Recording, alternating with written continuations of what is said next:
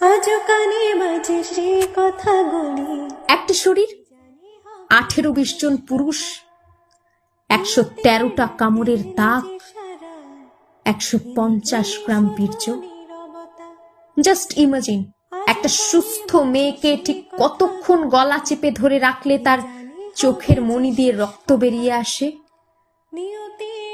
এই পুরো সময়টা যে দুজন ব্যক্তি মমিতার হাত চেপে ধরেছিল, তাদের মধ্যে একজন মমিতার ফিমেল কলিগ।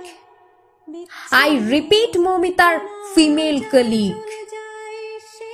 চোখ দিয়ে রক্ত বেরিয়ে আসার আগ মুহূর্তে মমিতা নিশ্চয়ই এই ফিমেল কলিগের দিকে তাকিয়েছিল।